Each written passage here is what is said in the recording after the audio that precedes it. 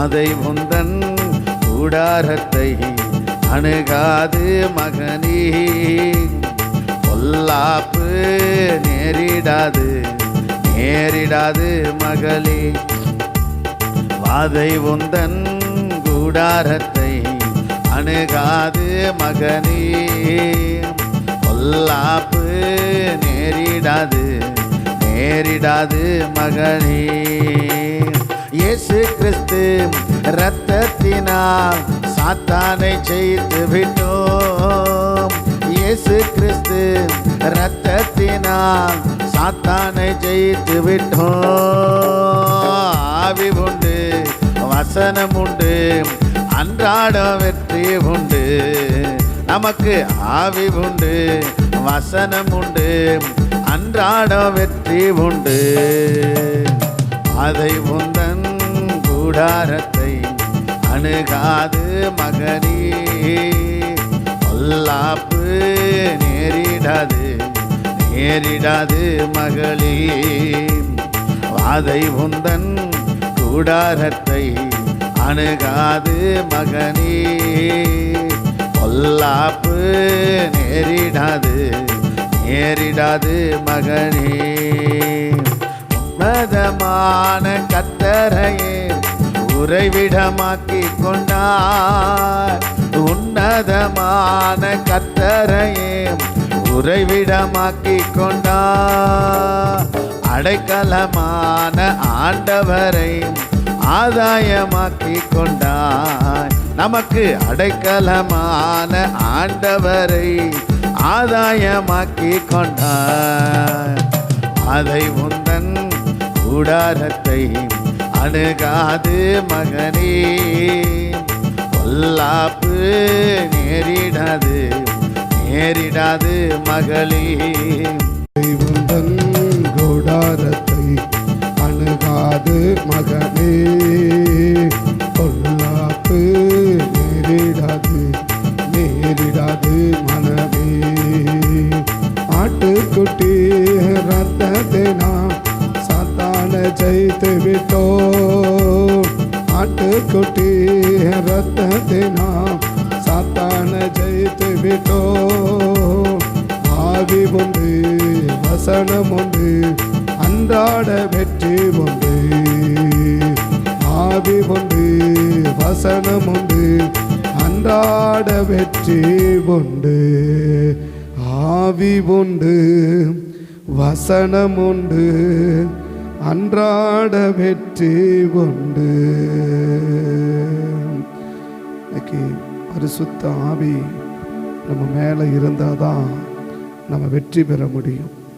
பரிசுத்த ஆவி நம்ம மேலே இருந்தால் தான் நம்ம வெற்றியை என்ன செய்ய முடியும், பெற முடியும்.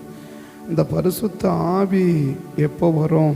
இந்த பரிசுத்த ஆவி ஒரு மனுஷனுக்கு மேலே எப்போ வரும் அப்படின்னா, வசனத்தை நம்ம கேட்கும்போது தான், அந்த வசனத்தை கேட்டு அந்த வசனத்தை விசுவாசிக்கும் போது தான் அந்த பரிசுத்த ஆவி என்ன செய்யும், நம்ம மேலே வரும்னு எபேசியர் 1ஆம் அதிகாரத்தில் அப்போஸ்தலனாகிய பவுல் சொல்கிறார்.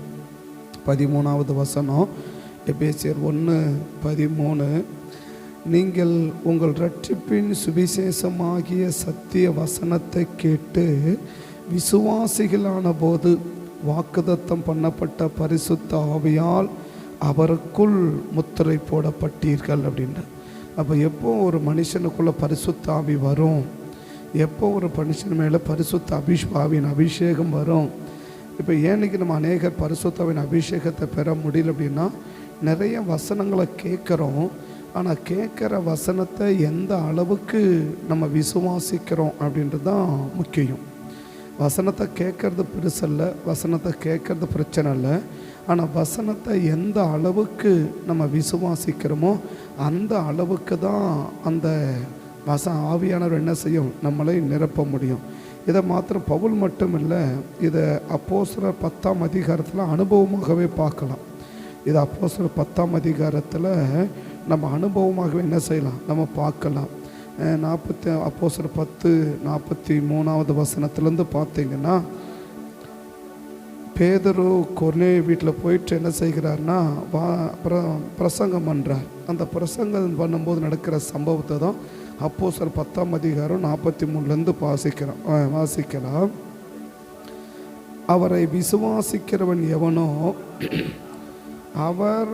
அவன் அவருடைய நாமத்தினாலே பாவ மன்னிப்பை பெறுவான் என்று தீர்க்கதரிசிகள் எல்லாரும் அவரை குறித்து சாட்சி கொடுக்கிறார் என்றார்.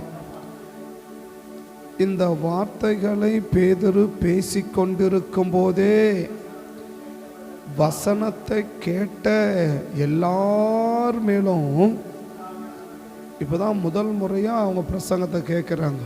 இதுக்கு முன்னாடி அவங்க வசனம் கேட்டதே கிடையாது. ஆண்டவரை அறிஞ்சிருக்கிறாங்க, ஆண்டவர் எப்படின்னு தெரியும். ஆனால் வசனத்தை பிரசங்கத்தை இது வரைக்கும் என்ன செய்யவே இல்லை, கேட்கவே இல்லை. அப்படி தான் ஆண்டவர்னு சொல்கிறாரு. அந்த முதல் பகுதியில் பார்த்தீங்கன்னா 1லேருந்து கடற்கரை வாசிக்கிறாங்க போல். சில வசனத்தை பாருங்கள். 10:1 இத்தாலியா பட்டாளம் எனப்பட்ட பட்டாளத்திலே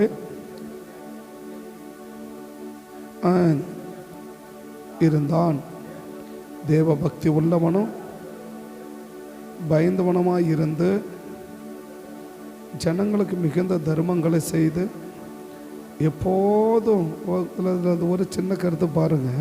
அவன் யாராம்? தேவ பக்தி உள்ளவனும் தன் வீட்டாரனோட தேவனுக்கு பயந்தவனும் இருந்தான். இந்த தேவனுக்கு பயந்தவனுக்கும் தேவ பக்திக்கும் 2 அடையாளத்தை சொல்றாரு. தேவ பக்திக்கும் தேவ பயத்துக்கும் 2 அடையாளம். ஜனங்களுக்கு மிகுந்த தர்மங்களை செஞ்சாங்களாம், எப்போதும் தேவனை நோக்கி ஜெபம் பண்ணாங்களாம். அப்போ ஒருத்தன் தேவ பக்தியாக இருக்கிறான்றதை எப்படி புரிஞ்சுக்கலாம்? அவன் தேவனுக்கு பயப்படுறான்றதை எப்படி புரிஞ்சுக்கலாம்? அவன் தேவ பயம் உள்ளவங்கப்பா அப்படின்னா அது 2 இருக்கணும். எது? ஜனங்களுக்கு தான தர்மமும் நம்ம செய்யணும். 2வது என்ன செய்யணும் அப்படின்னு சொன்னால், அந்த எப்போதும் தேவனை நோக்கி என்ன செஞ்சுட்டே இருக்கணும், ஜெபம் பண்ணி. எப்போவாவது ஜெபம் பண்ணுறதில்ல, எப்போதுமே ஜெபம் பண்ணணும். இது 2ம் ஒரு மனுஷன் தேவ பக்தி உள்ளவன், 2வது தேவனுக்கு பயப்படுகிறவன்றதுக்கு அடையாளம். அவர் பாருங்கள், கொர்நேலியு இது வரைக்கும் சர்ச்சுக்கு போகல, ஞானஸ்நானம் எடுக்கலை. ஆனால் என்ன ஆண்டவரை பற்றி தெரியுது, ஆண்டவர் மேலே ஒரு பக்தி இருக்குது, ஆண்டவருக்கு ஒரு பயமும் இருக்குது, ஆண்டவர் மேலே ஒரு பக்தியும் இருக்குது, ஆண்டவர் மேலே ஒரு பயமும் இருக்குது. இந்த பக்தி பயம் என்ன செஞ்சிச்சு? மிகுந்த தான தர்மங்களை செய்ய வச்சிச்சு. எப்போது தேவனை நோக்கி ஜெபம் பண்ணிக்கொண்டே இருந்தான். உலக 100 பேருக்கு அதிகாரி. அவன் 100 பேருக்கு அதிகாரி. பட்டாளம் என்ன அர்த்தம்? இராணுவத்தில் இருக்கிறவன் எந்த நேரத்தில் எல்லா நேரம் கண் விழிச்சுட்டே இருக்கணும். அவன் தூங்கும் போது கூட இப்படி தான் இருக்கணும். கண் விழிச்சுட்டு இருந்தால் தான் அவன் உயிரையாவது காப்பாற்ற முடியும். அந்த மாதிரி இடத்துல இருக்கிறவன் எப்போதுமே என்ன செஞ்சுட்டே இருக்கிறானா?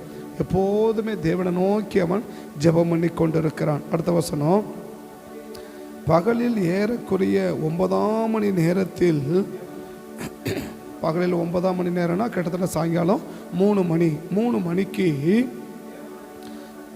தேவனுடைய தூதன் தன்னிடத்தில் வரவும். வழக்கமாக நம்ம கனவுல பார்த்தா நைட்டு தூங்கும்போது வேணால் தேவதூதனை பார்க்கலாம், இல்லை தேவ பிரசன்னத்தைப்படி கனவு பார்க்கலாம். அவர் சாயங்காலம் 3 மணிக்கு தரிசனம் பார்க்குறாரு பாருங்கள். 3 மணிக்கு தரிசனம் பார்த்து உடனே 9ஆம் மணி நேரத்திலே தேவனுடைய தூதன் தன்னிடத்தில் வரவும், கொர்நேலியுவை என்று அழைக்கவும் பிரத்யட்சமான தரிசனம் கண்டார். பிரத்யட்சமான தரிசனம் கண்டு அவனை உற்று பார்த்து பயந்து, ஆண்டவரே என்ன என்றான்.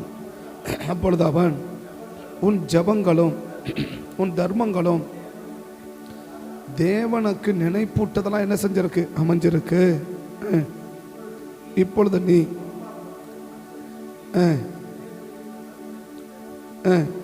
சீமோனை அழைப்பி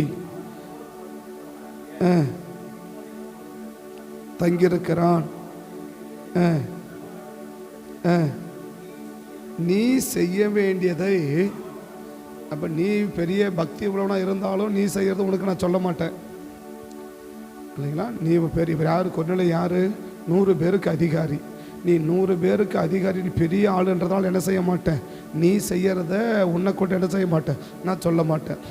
2வது சொல்கிறாரு, நீ பயங்கர பக்தி உள்ளவன்றதுனால நீ என்ன செய்யணுன்றதையும் உனக்கு நான் சொல்ல மாட்டேன். நீ தேவனுக்கு ரொம்ப பயப்படுற அப்படின்றதுனாலையும் நீ என்ன செய்யறது உனக்கு நான் சொல்ல மாட்டேன். நீ ரொம்ப தான தர்மம் பண்ணுற அப்படின்றதுனாலையும் நீ என்ன செய்யணுன்றதை உனக்கு நான் சொல்ல மாட்டேன். நீ ரொம்ப நேரம் ஜெபம் பண்ணுற அப்படின்றதுனாலையும் நீ என்ன செய்யணுன்றதை உனக்கு நான் சொல்ல மாட்டேன். 5 கருத்து அவர் 6 கருத்து சொல்லப்பட்டேன். ஒன்று என்ன, அவர் 100 பேருக்கு அதிகாரி. அந்த 100 பேருக்கு அதிகாரியாக இருக்கிறதுனால உனக்கு என்ன செய்ய மாட்டேன். நீ என்ன செய்யணும்னு நான் உனக்கு தூதம் வந்தாலும் சொல்லிட்டு போக வேண்டியது தானே, இதை செய்யப்பான்னு சொல்லிட்டு போக வேண்டியது தானே. ஆனால் என்ன செய்யலை, ஆண்டவர் சொல்லலை. பாருங்கள், ஆண்டவர் என்ன செய்யலை, ஆண்டவர் சொல்லலை. அப்போ என்ன செய்கிறாரு, நீ என்ன செய்யணுன்றத நான் என்ன செய்கிறேன், நான் பேதுரு மூலமாக தான் உனக்கு என்ன செய்வேன், நான் சொல்லுவேன். பேதுரு யார், கொர்நேலியு யார், பட்டாளத்தில் இருக்கிறவர் இல்லையா, இராணுவ அதிகாரி. அப்போ இராணுவ அதிகாரி இருக்கிறதுனால சொல்லலை, 100 பேருக்கு அதிகாரி இருக்கிறதுனாலையும் சொல்லலை, தேவ பக்தி உள்ளவங்க இருக்கிறதுனாலையும் சொல்லலை, தேவனுக்கு பயப்படுறதுனாலையும் சொல்லலை, மிகுந்த ஜெபம் பண்ணுறதுனாலையும் என்ன செய்யலை, சொல்லலை, ரொம்ப நேரம் தான திருமணம் செய்யறதுனாலையும் என்ன செய்யலை, சொல்லலை, வீட்டிலே கூடி குடும்பமாக கூடி ஜெபம் பண்ணுறதுனாலையும் என்ன செய்யலை, சொல்லலை. 7 காரியத்தின் நிமித்தமாக என்ன செய்யலை, கொர்நேலியுக்கு என்ன செய்யணுன்றதை ஆண்டவர் சொல்லலை.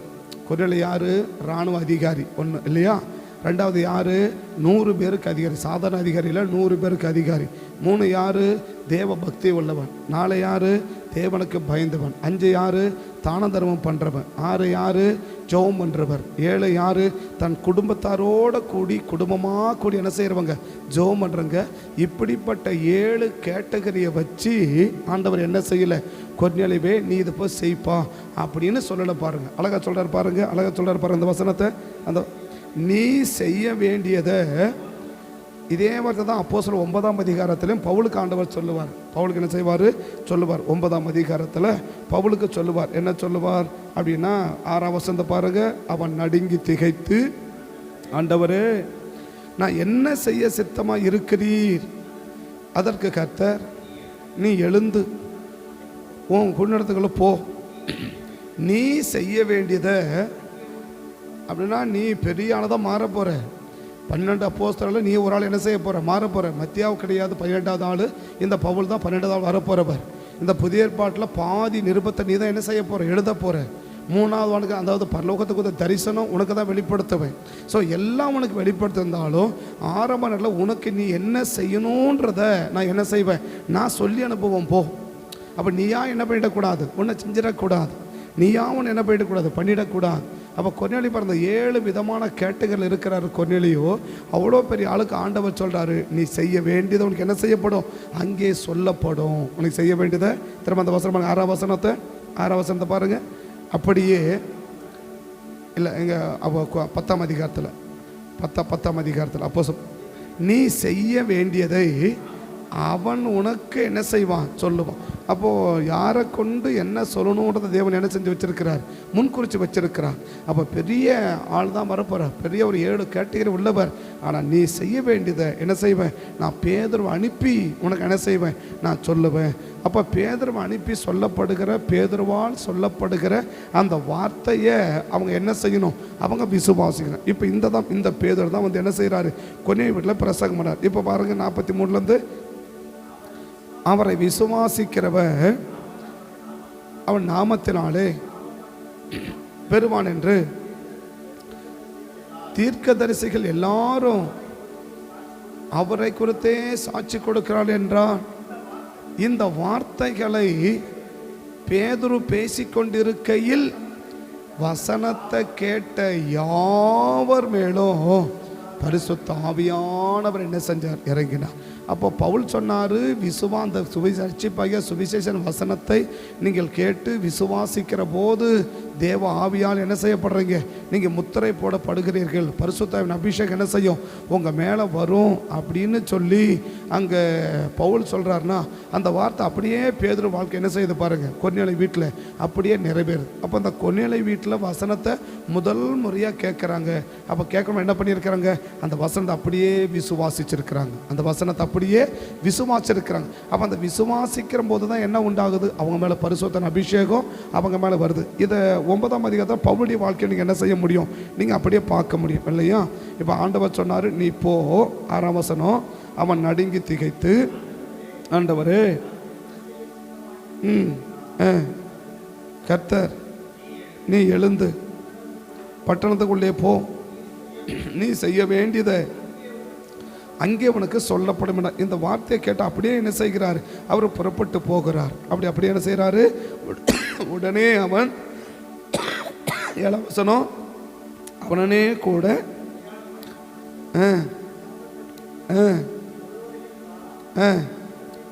அடுத்த வசனம், சவுல் எழுந்து ஒருவரையும் காணவில்லை, அவனை தமஸ்குவுக்கு என்ன செஞ்சாங்க? கூட்டி கொண்டு போனார்கள். அப்பா புசியாமலும் இருந்தான். அனனியாவை அனுப்பி என்ன செய்கிறார்? அவர் என்ன செய்யணுன்றத அவர் சொல்றாரு. 17ஆம் வசனம் பாருங்க. அப்பொழுது அனனியா போய் பவுல் இருந்த வீட்டுக்குள் பிரவேசித்து கையை வைத்து, சகோதரனாகிய சவுலே, உனக்கு தரிசனமான இயேசு கிறிஸ்துவாகிய கர்த்தர் நிரப்பப்படும்படிக்கும் என்னை அனுப்பினார் என்றான். உடனே அவன் கண்களில் இருந்து விழுந்தது, பார்வை அடைந்து எழுந்திருந்து ஞானஸ்தானம் பெற்றான். தேவ ஆவியானவர் என்ன செஞ்சாரு? 17ஆம் வசனத்திலே நிரப்பப்பட்டார்னு சொல்லுது. எப்போ? அனனியாவால் சொல்லப்படுகிற வார்த்தையை பவுல் விசுவாசிக்கும் போது பவுல் மேலே என்ன வந்துடுச்சு? பரிசுத்தாவின் அபிஷேகம் முதல் முறையாக வருது. எவ்வளவோ வசனம் பேசினவர், எவ்வளவோ நியாயப்பிரமாணத்தில் தேறினவர், வசனங்கள் தலைகில பவுலுக்கு தெரியும். அவ்வளோ பெரிய தேவ மனுஷன். ஆனால் அந்த வசனத்தை விசுவாசிக்கும் போது தான் அவர் மேலே என்ன வருது அப்படின்னா, அந்த பரிசுத்தாவின் அபிஷேகம் வருது. இந்த பரிசுத்தாவின் அபிஷேகம் யார் மேலே இருக்குதோ அவங்க தான் பிசாசை ஜெயிக்க முடியும். பரிசுத்தாவின் அபிஷேகம் ஒரு ஆள் மேலே இல்லைன்னா அவங்க என்ன செய்யவே முடியாது? பிசாசை ஜெயிக்கவே முடியாது. இப்போ இந்த பரிசுத்தன் அபிஷேகத்தை என்ன செஞ்சிட்டாரு? பவுல் பெற்றுட்டாரு. இந்த பரிசுத்தன் அபிஷேகத்தை பெற்ற பவுலுடைய வாழ்க்கை என்ன அப்படின்னு பார்த்தீங்கன்னா, 16ஆம் அதிகாரத்துக்கு வாங்க பார்க்கலாம். 16ஆம் அதிகாரத்துக்கு வாங்க. 16ஆம் அதிகாரத்துக்கு வந்தீங்கன்னா, அப்போஸ்தலர் 16க்கு நீங்கள் வந்தீங்கன்னா அங்கே சொல்கிற ஒரு சம்பவத்தை நீங்கள் என்ன செய்ய முடியும்? நீங்கள் பார்க்க முடியும். 17லேருந்து பாருங்கள். அவன் பவுலையும் பின்தொடர்ந்து வந்து இந்த மனுஷன்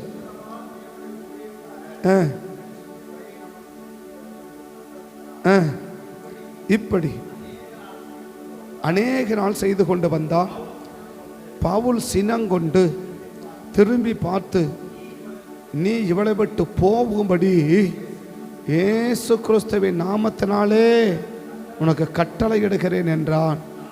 அந்த ஆவி அந்நேரமே புறப்பட்டு போயிடுச்சு. இது மட்டுமில்லை, 19ஆம் அதிகாரத்துக்கு வந்தீங்கன்னா 11ஆம் வசனம் 12ஆம் வசனம் பாருங்க. 11ஆம் வசனம் 12ஆம் வசனம் பாருங்க.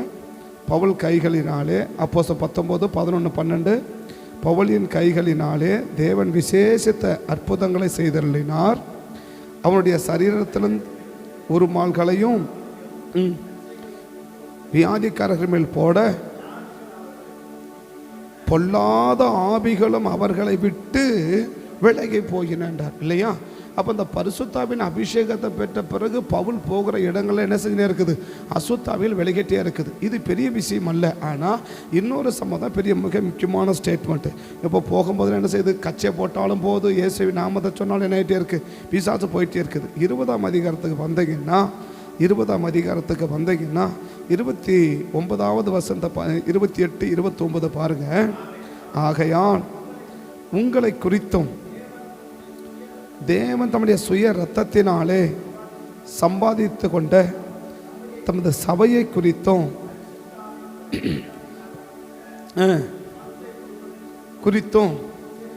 ரொம்ப எச்சரிக்கையாக இருங்க. நான் போன பின்பு மந்தையை தப்ப விடாத.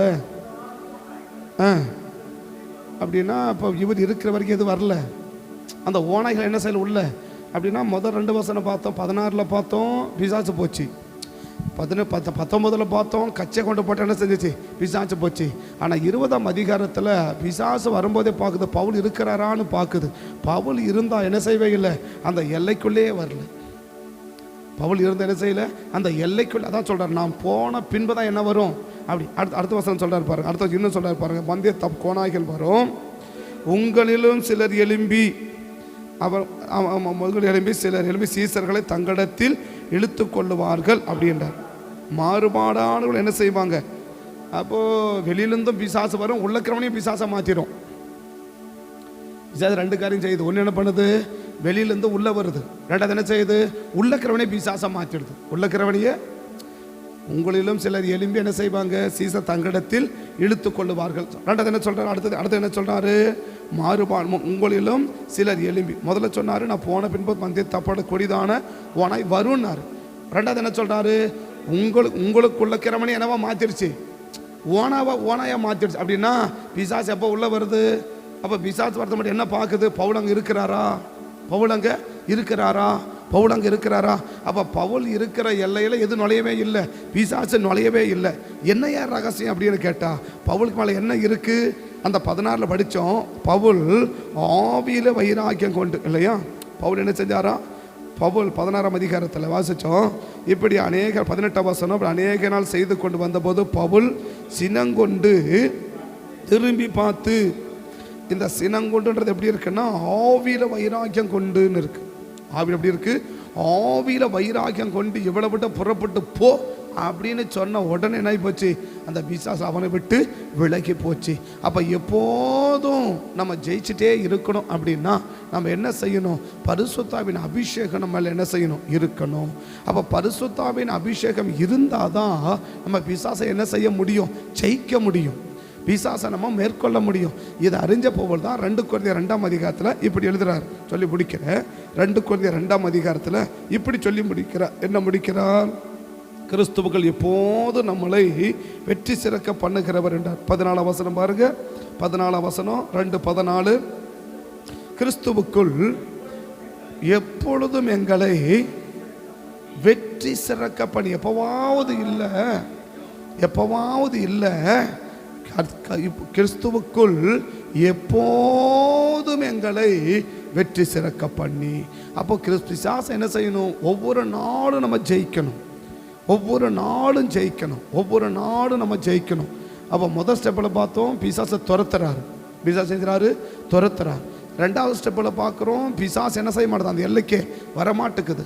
மூணாவது பார்க்குறோம், பிசாசை ஜெயிக்கிறார். ஒரு ஸ்டெப் என்ன? பிசாசை துரத்துறாரு, இல்லையா? 16லையும் 19லையும் பிசாசை துரத்துறார். 20ஆம் அதிகாரத்தில் பிசாசு என்ன செய்யுது? வர்றதுக்கு ரொம்ப பயப்படுது, இல்லையா? அப்போஸ்தலர் உங்க கொரிந்தியரில் பார்க்குறோம், பிசாசை அனுதினமும் பவுல் என்ன செய்கிறாரு? ஜெயிக்கிறார். துரத்துறாரு, வரவிடாமல் தடுக்கிறாரு, ஜெயிக்கிறார். பிசாசை ஒன்று துரத்துறாரு, ரெண்டாவது என்ன செய்கிறாரு? அதை வரவிடாமல் தடுக்கிறார். வரவிடாமல் உள்ளேயே நுழையாமல் என்ன செய்கிறாரு? அப்படி தடுக்கிறார். மூணாவது என்ன செய்கிறாரு? பிசாசை அனுதினமும் ஜெயிக்கிறார். பிசாசு அனுதினமும் துரத்துறாரு, தடுக்கிறாரு, ஜெயிக்கிறாரு. யாரு? அப்போஸ்தலர் பவுல். எப்படிங்க இதை சாத்தியம் அப்படின்னு கேட்டால், ஒன்னே சொல்கிறது, உமக்கு சொல்கிற வார்த்தைகளை விசுவாசி. அப்போ நீ சொல்கிற நீ என்ன செய்யணும் அப்படின்றத உனக்கு தேவன் என்ன செய்யலை? சொல்லலை. யாரு கூட சொல்கிறாரு? அனனியாவை கொண்டு என்ன செய்கிறார்? சொல்கிறார். அப்போ நமக்கு தேவ மனிதர்களால் சொல்லப்படுகிற வார்த்தைகளை நம்ம விசுவாசிச்சோம் அப்படின்னா நம்மளால் என்ன வந்துடும்? பரிசுத்தவின் அபிஷேகம் வந்துடும். அப்போ நமக்கு தேவ மனிதர்களால் சொல்லப்படுகிற வார்த்தைகளை நம்ம காதில் கேட்குறோம், ஆனால் அந்த வார்த்தைகளை விசுவாசிக்கலை அப்படின்னு சொன்னால் பரிசுத்தவின் அபிஷேகம் எந்த காலத்துலேயும் வராது. அப்போ நமக்கு சொல்லப்படுகிற வார்த்தைகளை நம்ம எந்த அளவுக்கு கவனமாக நம்ம என்ன செய்கிறோம்? கேட்டு எஸ் அப்படி தான் நடக்கணும், அப்படி தான் இருக்கும் என்று நம்ம விசுவாசித்து அதை அப்படியே நம்ம நடைமுறை எழுத போனால் போயினே இருக்காரு பாருங்க. 3 நாள் சாப்பிடாம இருக்கிறார் பாருங்க. அப்புறம் அனனியா வருவார்னா ஓகேன்றார் பாருங்க. அப்படி அனனியா வந்து சொல்கிறார், சகோதரனே கர்த்தர் தான் அவனை தெரிஞ்சுக்கொண்ட கையை வச்சவுடன் என்ன செய்யுது? அப்படி விசுவாசிக்கிறாரு, செதில் விழுது, பரிசுத்தன் அபிஷேகம் வருது, ஞானசனம் பெறாரு, மகிமையான பாத்திரம் மாறிட்டாரு. பிசாசை துரத்துறாரு, பிசாசை தடுக்கிறாரு, பிசாசை ஜெயிக்கிறார். அப்போ பிசாசை நம்ம என்ன செய்யணும்? துரத்தணும். பிசாசை என்ன செய்யணும்? தடுக்கணும். பிசாசை ஜெயிக்கணும். இது 3 என்ன செய்யணும்? நம்ம செய்யணும். பிசாசை துரத்தணும், பிசாசை வரவிடாமல் என்ன செய்யணும்? தடுக்கணும். வீட்டுக்குள்ளே நுழைய விடக்கூடாது, சபையில் நுழைய விடக்கூடாது, நாம் இருக்கிற நுழைய என்ன செய்யக்கூடாது? விடக்கூடாது. நம்மளை பார்த்தாலே பிசாசுக்கு என்ன வரணும்? ஒரு அலறல் வந்துடணும். அது பார்க்கணும். எங்கேயாவது வீட்டில் வரத கூட எப்போ அவன் ஆள் இருக்கிறானா, அவள் ஆள் இருக்கிறாளா அப்படின்னு என்ன செய்யணும்? பார்க்கணும். அப்படி பார்த்துட்டு ரைட் ஆள் இல்லை அப்படின்ன பிறகுதான் என்ன செய்யணும்? அப்படின்ன பிறகுதான் என்ன செய்யணும்னா உள்ளேயே வரணும். நம்ம இல்லை அப்படின்ற போது தான் என்ன செய்யணும், அது உள்ளேயே வரணும். அப்படிப்பட்ட ஒரு பயத்தை எதுக்கு உண்டாக்கிடணும், பிசாசுக்கு ஒரு பயத்தை உண்டாக்கிடணும், பிசாசுக்கு ஒரு பெரிய பயத்தை உண்டாக்கணும். அழகா சொல்றாரு பாருங்க, நான் போன பிறகுதான் என்ன செய்யும், ஓனாயே உள்ள வரும். நான் இருக்கிற வரைக்கும், அப்போ நான் இருக்கிற வரைக்கும் என்ன செஞ்சிடாது அது. பவுல் என்ன சொல்ல, அப்போ அந்த 10 சொல்லியா, நான் போன பிறகு என்ன வரும், கொடிதான ஓனாய் வரண்டா. அப்போ நான் இருந்தா கெட்ட வராது, அவ்வளோதான். நான் இருக்கும்போது கெட்ட கூட என்ன செய்யாது, கெட்ட எல்லா பக்கமே வராது பாப்பா. அப்போ பிசாசு என்ன பார்க்கும், அப்படி வரும்போது பார்த்தா என்ன பார்க்கும், பவுல் இருக்கிறாரா பாருப்பா அப்படின்னு சொல்லி பார்க்கும் இல்லையா. அப்போ ஒருவேளை அது ஒரு துரைத்தனம் வருதுன்னு வச்சுக்கோங்க, என்ன பார்க்கும், அங்கே பிரபஞ்சத்துக்கு சொல்லி அனுப்போம், அங்கே பவுல் இருக்கிறாரா பாரு, அங்கே பவுல் இருக்கிறாரா பாரு. இங்கே பவுல் இல்லைன்னு சொன்ன பிறகு தான் எதுவே வரும், அந்த பிசாசு என்ன செய்யும், இறங்கி வரும். அப்போ நம்ம என்ன புரிஞ்சுக்கணும்னா, அப்போ பரிசுத்தாவின் அபிஷேகம் மேலே இருக்கிற வரைக்கும் பிசாசு என்ன செய்யவே முடியாது, நம்ம அவ்வளோ சீக்கிரமாக ஜெயிக்கவே முடியாது, அவ்வளோ சீக்கிரமாக ஜெயிக்கவே முடியாது. அப்போ பரிசுத்தாவி இருந்துச்சுன்னா பிசாசை துரத்தலாம், பிசாசை தடுக்கலாம், பிசாசை ஜெயிக்கலாம். இது 3 நடக்கணும்னா பரிசுத்தன் அபிஷேகம் மேலே இருக்கணும். பரிசுத்தன் அபிஷேகம் எப்போ நம்ம மேலே இருக்கும், நமக்கு சொல்லப்படுகிற வார்த்தைகள் நமக்கு. அப்போ ஆண்டவர் நேரடியாக சொல்லலை, பவுலுக்கு என்ன செய்யலை, ஆண்டவர் நேரடியாக சொல்லலை. யார் மூலமாக சொன்னார், அனனியா மூலமாக தான் சொல்லி அனுப்பினார். அனனியா மூலமாக தான், நீ போ, உனக்கு என்ன செய்யப்படும், நீ செய்யறதா சொல்லி அனுப்பப்படும், போ. இப்போ உனக்கு என்ன செய்ய மாட்டேன், நான் சொல்ல மாட்டேன், நீ போ, உனக்கு என்ன, நீ என்ன செய்யணுன்றத நான் சொல்லி அனுப்புவேன். அவர் சொல்லுவார், அவர் சொல்கிறத கேட்டு அப்படியே செய்ப்போ. அவர் சொல்கிறத கேட்டு ஆண்டவர் என்ன செய்ய, நான் நிறைய நியாயப்பிரமாணம் படிச்சிருக்கிறேன், அதில் படிச்சுன்னு நிறைய பைபிள் படிக்கிறேன், படி, ஒன்றும் தப்பு இல்லை, ஆனால் நீ செய்யணுன்றத நான் உனக்கு சொல்லி அனுப்புவோம், போ. நான் சொல்கிறா பாரு, நான் அனுப்புகிற ஆள் உனக்கு சொல்கிறான் பாரு, அதை மட்டும் நீ செஞ்சால் போதும், அதை விசுவாசிச்சா போதும், பரிசுத்தாவி மேலே என்ன செஞ்சிடும், வந்துடும். பரிசுத்தாவி வந்துச்சு, பிசாசை துரத்தினாரு, பிசாசை தடுத்தாரு, பிசாசை ஜெயிச்சார். அப்போ பிசாசுகளை துரத்தணும்னா பரிசுத்தாவி இல்லாமல் என்ன செய்யவே முடியாது. அந்த 9ஆம் அதிகாரத்துக்கு முன்னாடிக்கு பிசாசை ஒரு நாளும் பவுல் துரத்தினதாக சரித்திரமே இல்லை. என்னன்னு சொல்ல போனால், பரிசுத்தாவி இல்லாத மனுஷனை துரத்தின கிடக்கிறோம். பரிசுத்தாவி 8ஆம் அதிகாரம் வரைக்கும் பவுல் மேலே என்ன இல்லை, பரிசுத்தாவி இல்லை இல்லையா. 9ஆம் அதிகாரம் முதல் வசனம் பாருங்க, 9ஆம் அதிகாரம் முதல் வசனத்தை பாருங்க, 9 முதல் வசனத்தை பாருங்க. அப்போஸ்தலர் 9 முதல் வசனம், சவுல் என்பவன்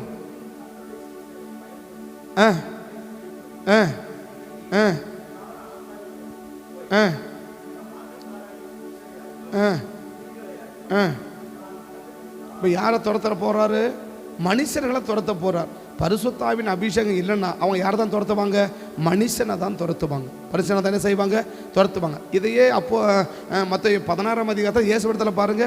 இதே மத்தேயு 16:16 இயேசுவையும் பேதுருவையும் கொஞ்சம் பாருங்க, இயேசுவையும் பேதுருவையும் கொஞ்சம் பாருங்க. 24, 25, மத்தேயு 16 பேதுரு, இயேசு பேதுருவை திரும்பி பார்த்து, அவரோ அதுக்கு முடிக்கிற வசனம் கூட சேர்த்து, அது கூட வசனம், பேதுரு அவரை தனியாக அழைத்து கொண்டு போய், ஆண்டவரே இது உமக்கு என்ன செய்யக்கூடாது, நேரிடக்கூடாது என்றான். இப்போ பாருங்க, பேதுருவுக்குள்ள பரிசுத்தாவி இல்லை இல்லையா. இப்போ எதை துரத்துறாரு, அவரு ஆளை துரத்துறார் இல்லையா, ஆளை துரத்துறார். இப்போ இயேசுக்குள்ள என்ன இருக்குது, பரிசுத்தாவி இருக்கு. அவர் என்ன துரத்துறாரு பாருங்க. அடுத்தது, அவரோ திரும்பி பேதுருவை பார்த்து, எனக்கு பின்னாடி போ சாத்தானே அப்படின்னா, இப்போ பரிசுத்தான அபிஷேகம் மற்றவர் எதை துரத்துறாரு, பேயை துரத்துறார் இல்லையா. அபிஷேகம் பெறாத எதை துரத்துறான், ஆளை துரத்துறான்.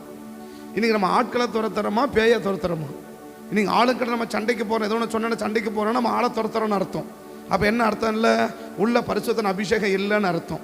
எதோ சொன்ன ஆளுக்கிட்ட மல்லுக்கு நிற்கிறோம் அப்படின்னா என்ன அர்த்தம், உள்ள அபிஷேகம் என்ன செய்யுது, குறைஞ்சி போச்சுன்னு அர்த்தம். உள்ள அபிஷேகம் அப்போ தான் ஆளுக்கிட்ட மல்லுக்கு நிற்குது. அவர் பாருங்க, மல்லுக்கிட்ட யார்கிட்ட நிற்கல, பேதுருக்கிட்ட நிற்கல. உடனே சொல்ல, எனக்கு பின்னாடி போ சாத்திர, ஒரே வேடம் முடிஞ்சு போச்சு, ஒரே வேடம் முடிஞ்சு போச்சு, அவ்வளோதான்.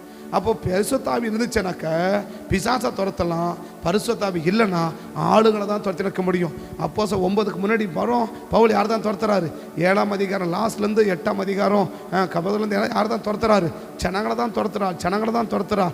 9ஆம் அதிகாரம் முழுசு என்ன பண்ண, முதல் பகுதி வரைக்கும் என்ன செய்கிறாரு, ஜனங்களை தான் துரத்திக்கிட்டு இருக்கிறார். ஏன்னாக்க அபிஷேகம் இல்லை. அப்போ அபிஷேகம் எப்போ வந்துச்சோ அதில் வந்து என்ன துரத்த ஆரம்பிச்சுட்டாரு, பிசாசுகளை துரத்த ஆரம்பிச்சுட்டா. அப்போ பரிசுத்தாவின் அபிஷேகம் நம்ம மேலே வந்தால் பிசாசை துரத்தலாம், பிசாசை தடுக்கலாம், பிசாசை ஜெயிக்கலாம். இது 3 செய்யணும்னா பரிசுத்த அபிஷேகம் மேலே வரணும். அந்த பரிசுத்தன அபிஷேகம் வரணும்னா ஒன்று நீ செய்ய தேவையில்ல, உனக்கு சொல்லப்படுகிறத நீ விசுவாசித்து நம்பி அதை செஞ்சாலே போதும். பரிசுத்தன அபிஷேகம் என்ன செஞ்சிடும்? உன் மேலே வந்துடும். கண்ணபடி ஜெபம் பண்ணுங்களா? கண்ணபடி ஜெபம் பண்ணுமா? கண்ணபடி ஜெபம் பண்ணுமா? ஆட்டுக்குட்டி ரத்தத்தினால் சாத்தானை ஜெயித்து விட்டோம். ஆட்டுக்குட்டி ரத்தத்தினால் சாத்தானை ஜெயித்து விட்டோம். ஆவி உண்டு, வசனம் உண்டு, அன்றாட வெற்றி உண்டு. நமக்குள்ள வசனம் இருந்துச்சுன்னா பரிசுத்தன அபிஷேகம் மேலே வரும். பரிசுத்தன அபிஷேகம் மேலே வந்துச்சுன்னா நம்ம பிசாசை அனுதினமும் துரத்தலாம், பிசாசை தடுக்கலாம், பிசாசை ஜெயிக்கலாம். இதை மூணும் செய்யணும்னா பரிசுத்தன அபிஷேகம் மேலே இருக்கணும். அந்த அபிஷேகம் வரணும்னா நமக்கு சொல்லப்படுகிறவைகளை நாம் விசுவாசிக்கணும், நாம் நம்பணும், அப்படியே நம்ம செய்யணும். அப்போ தான் நம்ம அந்த பரிசுத்தன அபிஷேகத்தை பெற முடியும். பவுல் விசுவாசிக்கும் போது தான் அபிஷேகம் வந்துச்சு. பேதுரு விசுவாசிக்கும் போது தான் அபிஷேகம் வந்துச்சு.